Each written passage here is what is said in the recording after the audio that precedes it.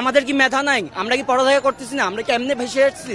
এমপির ছেলে এমপি হবে, মন্ত্রীর ছেলে মন্ত্রী হবে, কৃষকের ছেলে কৃষক থেকে যাবে, এটা আমরা যেখানে প্রাথমিক শিক্ষক নিয়োগের 93% কোটা, সেখানে 60% মেধায় 60% সারা বাংলাদেশে 99% মানুষ কোটাবিহীন, তাহলে 1% জন্য কেন 96% কোটা নিয়োগ করা হয়েছে? আমাদের যে আন্দোলন সেটা অযৌক্তিক, আমরা সেটা কিছু কোটা থাকুক উপজাতিদের জন্য, তাছাড়া আমরা এত % কোটা আমাদের পক্ষে, আমাদের সাধারণ মেধাবী ছাত্রদের জন্য অনেক কষ্টকর। মেধাবী যারা পড়ালেখা করতেছে তারা কি আদৌ এখানে মূল্যায়ন পাচ্ছে?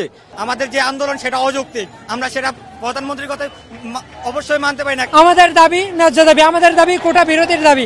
আমরা চাই কিছু সংখ্যক কোটা থাকুক মুক্তিযোদ্ধাদের সন্তানদের জন্য এবং কিছু কোটা থাকুক উপজাতিদের জন্য, তাছাড়া আমরা এত % কোটা আমাদের পক্ষে, আমাদের সাধারণ মেধাবী ছাত্রদের জন্য অনেক কষ্টকর। কারণ যারা অনেক মেধাবী, যারা সারা রাত দিন পড়ালেখা করে, এরা অনেক কষ্টের পরেও ভালো জায়গায় চান্স পায় না শুধুমাত্র কোটার কারণে। সবাই এত পরিশ্রম করে। আমাদের এক দফায় এক দাবি, কোটা মুক্ত বাংলাদেশ চাই। আমরা যেমন 18তে আমাদের বড় ভাইয়েরা সিনিয়ররা এই আন্দোলন করেছিলেন, তখন মাননীয় প্রধানমন্ত্রী কোটা প্রথা বাতিল করেছেন। এখন আবার হাইকোর্ট সেটাকে রিট করে আবার কোটা প্রথা দিয়েছে। যেটা আমরা যারা মেধাবী যারা পড়ালেখা করতেছে তারা কি আদৌ এখানে মূল্যায়ন পাচ্ছে? রেলের যে চাকরিটা আমরা দেখেছি 30 জনের মধ্যে 20 জনই কোটা প্রথা, প্রতিটা জায়গায় এই কোটা প্রথার বৈষম্যটা আমরা দেখতেছি। এটা কেন? 54% কোটা প্রথা, এটা তো মানা যায় না। মাত্র কি কত 56%, তো মাত্র 44% কি আমরা সাধারণ শিক্ষার্থীরা পাবো? আজ আমার কোটা প্রথা নেই, আমার বন্ধুদের কোটা প্রথা নাই, এই জন্য মাত্র 44% আমরা কি করব? আমাদের কি মেধা নাই? আমরা কি পড়ালেখা করতেছি না? আমরা কি এমনি ভেসে আসছি?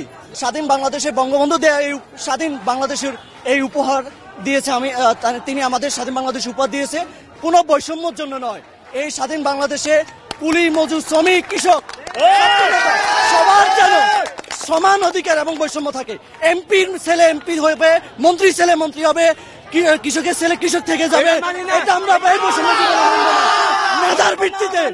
মেধার ভিত্তিতে যোগ্যতার ভিত্তিতে যেন সবাই সমান অধিকার পায়। আমাদের যে আন্দোলন সেটা অযৌক্তিক, আমরা সেটা প্রধানমন্ত্রীর কথা অবশ্যই মানতে পারি না। কারণ আমাদের যে উনি বলেছেন যে আমরা পরীক্ষায় অংশগ্রহণ করেছি না, উনি কোটা প্রথা উঠিয়ে দেখাক যে আমরা পরীক্ষায় অংশগ্রহণ করে মেধায় তাদের সাথে লড়াই করে কিভাবে চাকরিতে অংশগ্রহণ করতে পারি। তুমি দেখাক, একবার সুযোগ করে দেখ, কোটা প্রথা বন্ধ করুক। যেখানে প্রাথমিক শিক্ষক নিয়োগের 96% কোটা, সেখানে 60% মেধায় 60% সারা বাংলাদেশে 99% মানুষ কোটাবিহীন, তাহলে 1% জন্য কেন 96% কোটা নিয়োগ করা হয়েছে? আমাদের প্রশ্ন এখানে, কেন আমরা রেলওয়ে 61% করা, প্রথম শ্রেণীর দ্বিতীয় শ্রেণীর চাকরিতে 56% করা, বাকি 46% শিক্ষার্থী মেধাবী আছে। যেখানে আমাদের শিক্ষার্থীর সারা বাংলাদেশে 99%, সেখানে 1% জন্য কেন আমরা এই 56% কোটা নিয়োগ করবো? কেন প্রাইমারিতে 96% কোটা নিয়োগ করবো? রেলওয়েতে 61% কেন নিয়োগ কোটা দেবো?